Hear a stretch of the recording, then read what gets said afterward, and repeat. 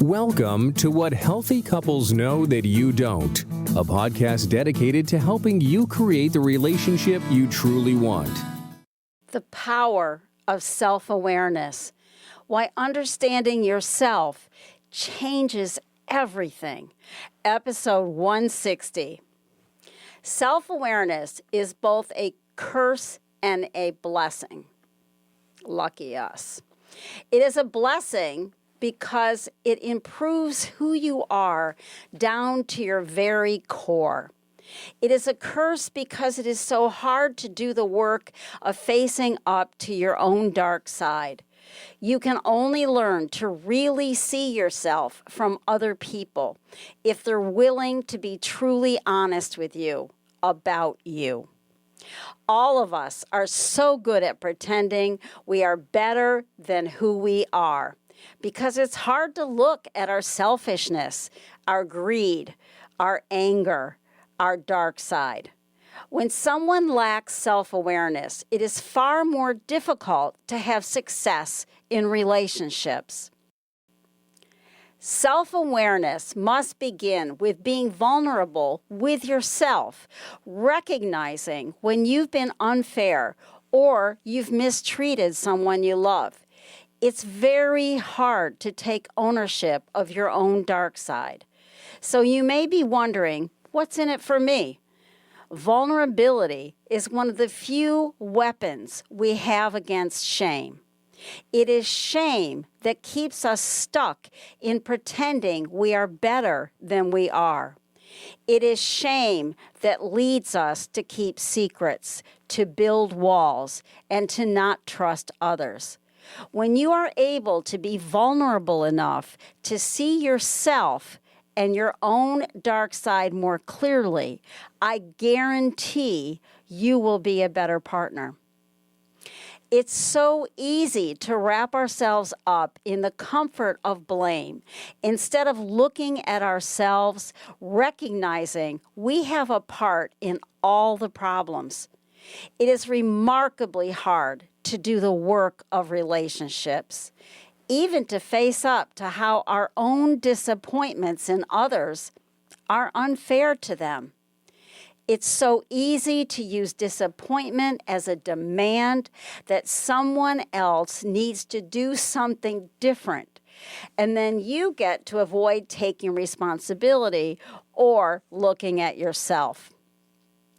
I am very aware that some of the negative feedback from my listeners is that I sound like I'm reading from a script.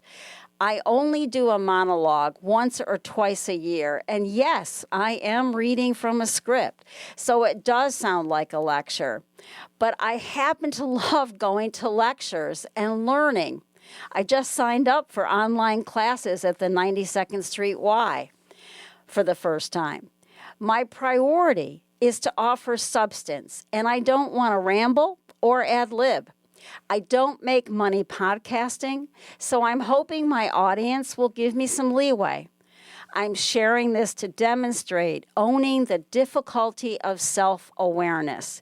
It's hard to do. If I didn't read the reviews, then I wouldn't know. I do read them, and I do know. Since we were 2 years old, we have all loved getting our own way. We relish the power of no to our parents.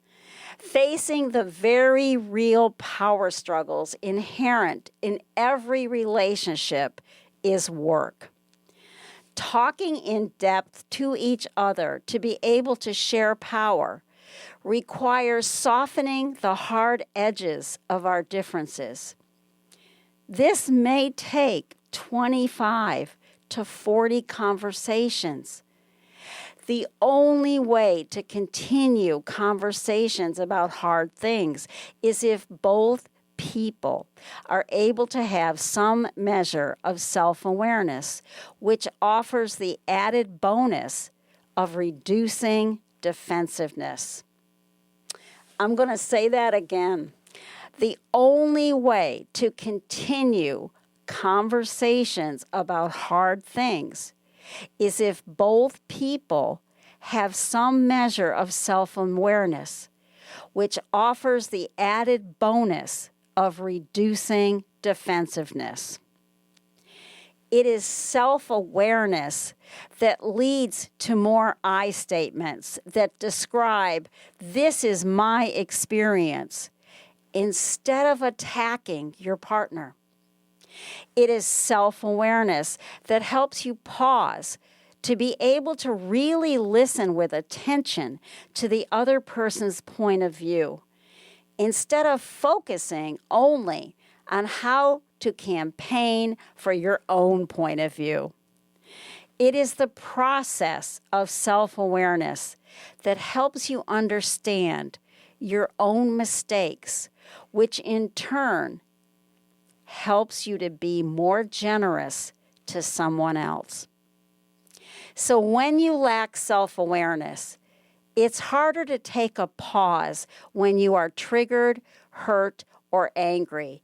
Instead, what we all do is react full of emotions without the balance of thinking and consideration.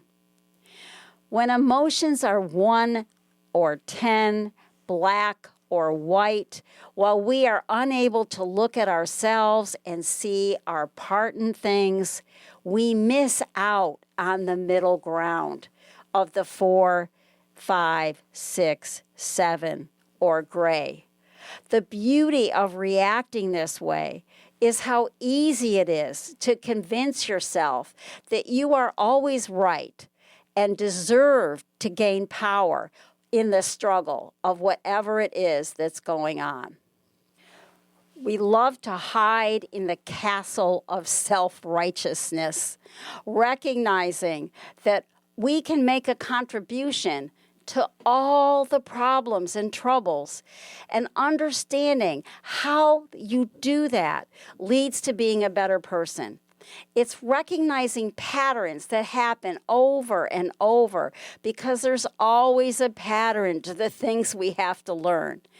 It's very hard to undo our patterns because it's uncomfortable, uncertain. We don't know what's going to happen. And it's easy to leap into, "I'm so bad, I'm so terrible," as a huge deflection, instead of working on change. It is self-awareness that recognizes the need to change in order to be a better person for you and for the person you love. The journey of self-awareness is quite a difficult one, pitted with rocks that we stumble over, that is so, so hard. It's hard to embrace the reality that we're all good and bad, both. Everybody. Read any good biography and learn the truth. Winston Churchill was very racist and prejudiced as a person, as a soldier in South Africa, and he saved the world for democracy. Amelia Earhart, a heroine of mine, because of her courage, was not really experienced enough to do that last flight around the world, according to a new biography, and in fact crashed the plane in her very first effort to leave for Hawaii, which erased the possibility of departing from the initial location, which doomed the entire trip. Mark Twain was such a gifted author, and yet spent a good percentage of his life bankrupt because of an inability to cope with finances. Everybody has strengths and weaknesses. It is only through the ownership of both the good and bad that leads to greater self-awareness. As I've said, it's a hard journey. I remember many of those winces of looking at myself. This is why therapists need to challenge clients to honestly look at themselves, not just validate and empathize. It is also true that everyone's strength is also their weakness. Here's just one example. If one strength is to be excited easily, which adds so much fun and joy, when the opposite is also true about being excited with so many ideas that you can lack follow through or the ability to prioritize.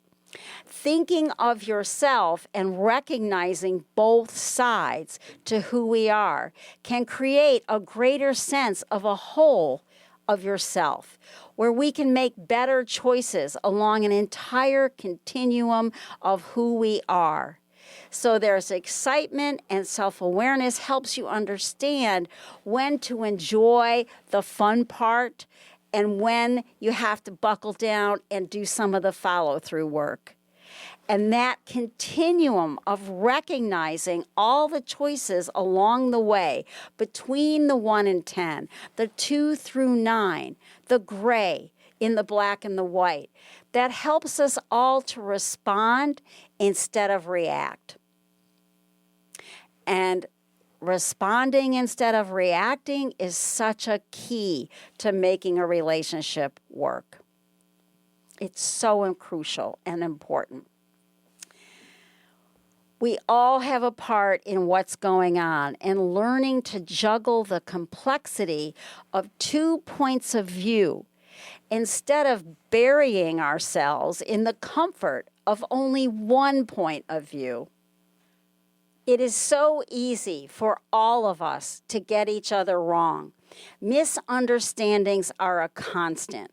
Here is one of my favorite quotes from Philip Roth in American Pastoral. You fight your superficiality, your shallowness, so as to try to come at people without unreal expectations, without an overload of bias or hope or arrogance, as untank-like as you can be, without the cannon and machine guns and steel plating half a foot thick. You come at them unmenacingly on your own 10 toes instead of tearing up the turf with your caterpillar treads. Take them on with an open mind as equals, man to man, as we used to say, and yet you never fail to get them wrong. You might as well have the brain of a tank. You get them wrong before you meet them, while you're anticipating meeting them. You get them wrong while you're with them, and then you go home to tell somebody else about the meeting, and you get them all wrong again. Since the same generally goes for them as with you, the whole thing is really a dazzling illusion. The fact remains that getting people right is not what living is all about anyway. It's getting them wrong that is living. Getting them wrong and wrong and wrong, and then on careful reconsideration, getting them wrong again. That's how we know we're alive. We're wrong.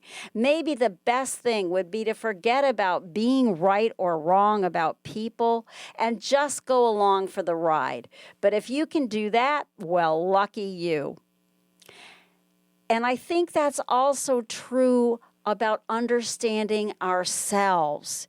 And I think it's easy to convince ourselves that something is okay that we've done, and we look at it and we put cotton candy insulation around it to make it more okay than it really is. It's such a human thing to do. We misunderstand ourselves and we misunderstand others.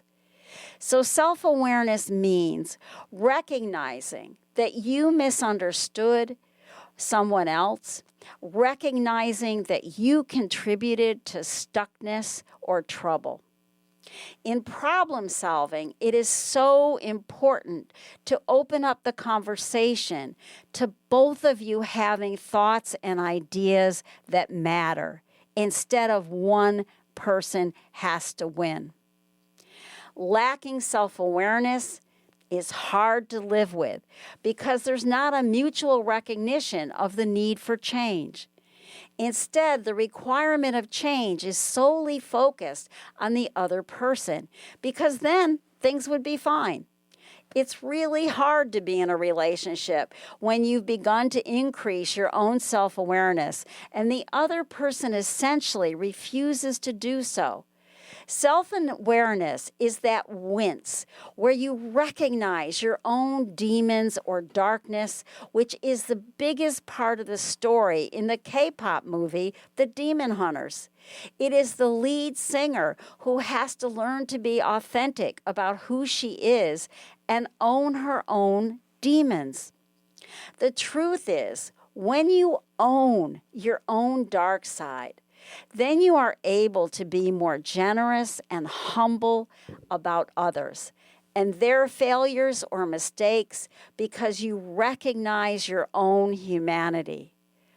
I think this is one of the essential ingredients for change, a willingness to be self-aware and recognize that awful feeling in the pit of your stomach when you've made mistakes and you can say them out loud to the one you love. Growing up is honestly facing painful situations, something that I have said many times over the last 10 and a half years. Kids have a really hard time owning their own responsibility when they hit their sibling first or they stole a toy from someone else. But adults are able to do that if they're willing to see moments of truth where they've done wrong.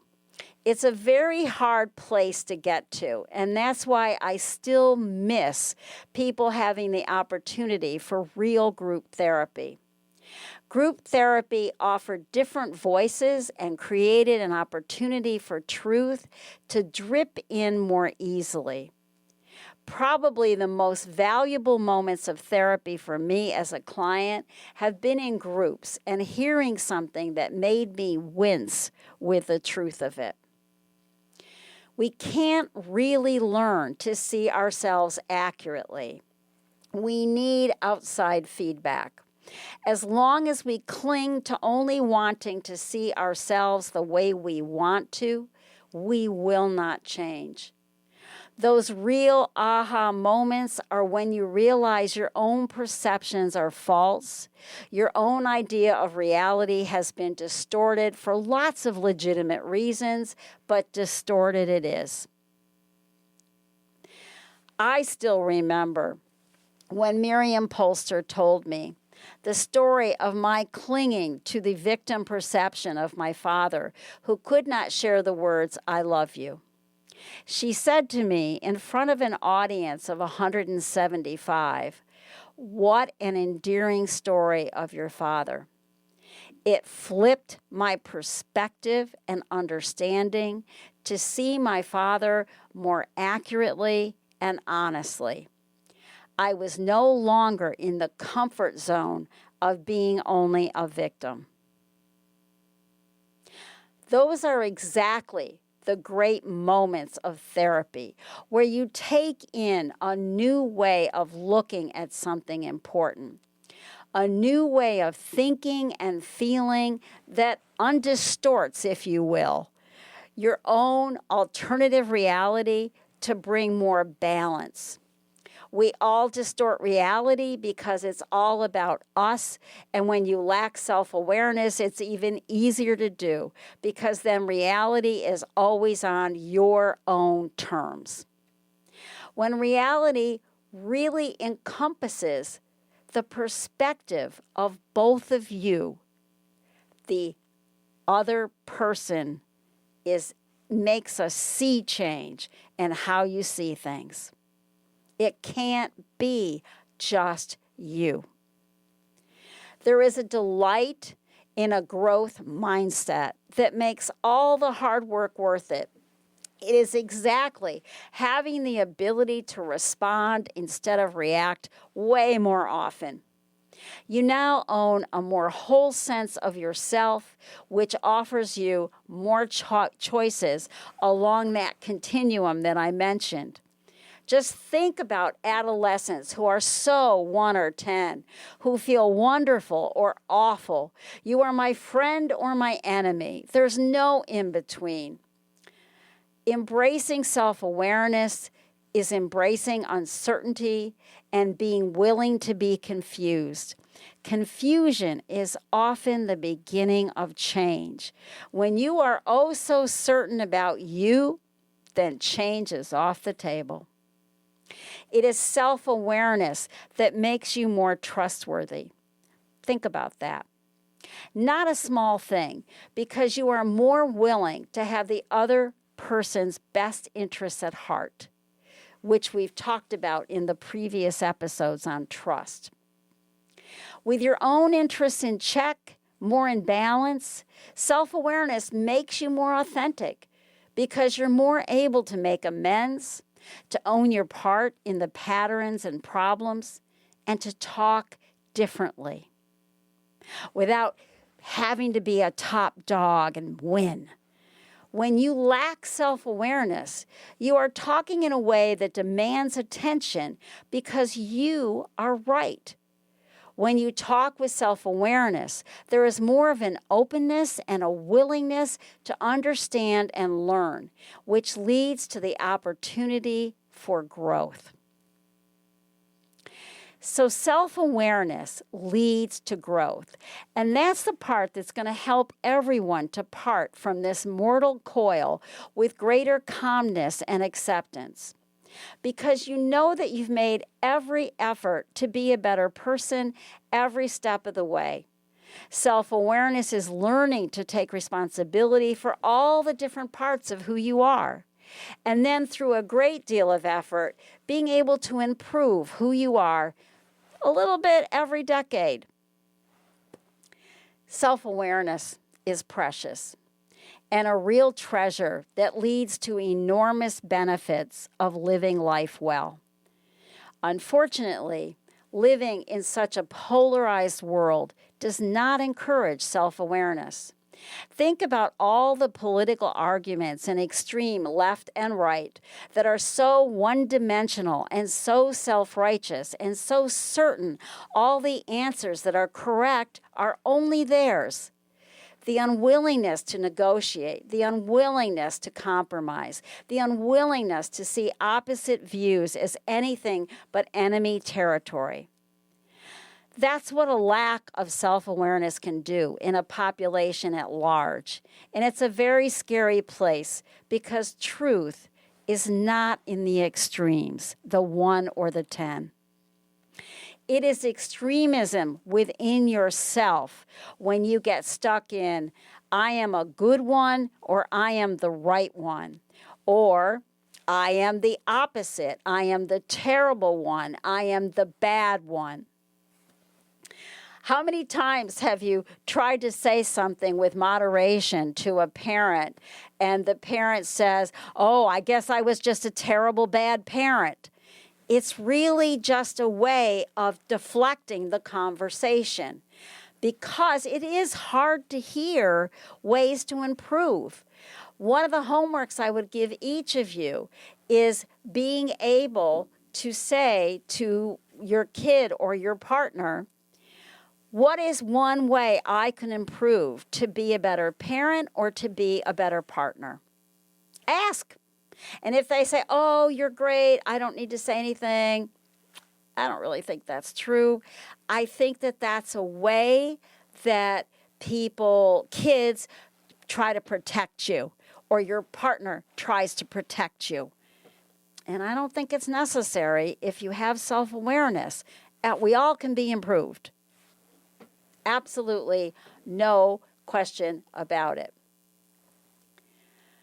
Negotiating with yourself is recognizing our humanity, and owning it is because we are all stupid, foolish jerks at different times. Everyone, even JFK, the most idealized president in my lifetime, who had many mistresses, including a mafia conduit. This is why biographies can help you recognize the wholeness of who you are, so you can accept who we all are, good and bad. Earning self-awareness brings the gift of seeing yourself as a whole. And when that happens, you are less defensive, less reactive, less ugly about dumping your emotions or your expectations on someone else. Self-awareness and working towards it is a linchpin to create a healthy relationship with yourself and others. It is definitely scary to begin the path of self-awareness because the extreme within you is terrified of finding out that you are only bad. But that's not what happens. That's the fear taking over. It's like moms not wanting their kids to go to therapy because they don't want them to recognize their parents are human with strengths and weaknesses. And that's all good therapy is really trying to say. Take a look. Many parents want to maintain the idea of being only good because of all the hard work that they did indeed put into parenting. I just read in the New York Times that there is a group that has started for parents whose adult children refuse any contact. There are also many adult children who have decided their parents are toxic. Certainly there are situations that may require extreme positions for safety. I would say for a majority of people, there are a mixture of good and bad in both parenting. And the more someone can be honest and not just defensive about where they dropped the ball in parenting, the more conversation and connection might be able to restore a relationship. Again, that's all that middle ground in the 2 through the 9 or the gray. It's the muddy middle ground that requires vulnerability to look at yourself and be honest about mistakes that were made. That vulnerability can make the shame of not doing a good enough job more bearable. It's a process of struggling to find the truth of both sides, the in-between. Self-awareness gives us the opportunity for more balance about our own wants and when to prioritize them and when to recognize they need to be sacrificed. We all work very hard to get our needs met. Some of us are too focused on others and then underneath feel martyred or entitled to wanting our needs to be met by going sideways. Some of us take up all the room and are really good at getting what we want and are often blind to the needs of others. The truth is, all relationships benefit from that complicated balancing act of taking care of both ourselves and others. Unfortunately, the wellness industry, which certainly my podcast is a part of, has encouraged too often a self-focus instead of balance. This requires learning to think in duality, not getting stuck in the extremes, the yin and the yang. Duality is about embracing both sides. Extremism is about erasing one side or the other. Duality is accepting I am both good and bad, letting them both sit quietly next to each other. Instead of what we often do, which is battle for one, I am good, and then often feeling I am bad only. And that's what I call hierarchical ego, and it doesn't work. It's trying to recognize I am too focused on others or I'm too focused only on me, and then going for that balance. There is a lot of motivation to stay comfortable in your own version of reality and be the good one. The motivation to be more self-aware and look at yourself is like pulling back the curtain on the wizard in The Wizard of Oz. When we pull back that curtain to see somebody powerless and small who doesn't have all the answers, it's terrifying. So we secretly hoard that vision of ourselves as the wizard who is all-powerful instead. The journey of self-awareness has a lot of ups and downs, and I promise you it's worth it. I'm grateful you spent this time with me today, wishing you the best for 2026. Thank you for listening to What Healthy Couples Know That You Don't. If you have enjoyed the show, please leave a rating and review on iTunes and help get the word out. To learn more or connect with Rhoda, visit therapyideas.net.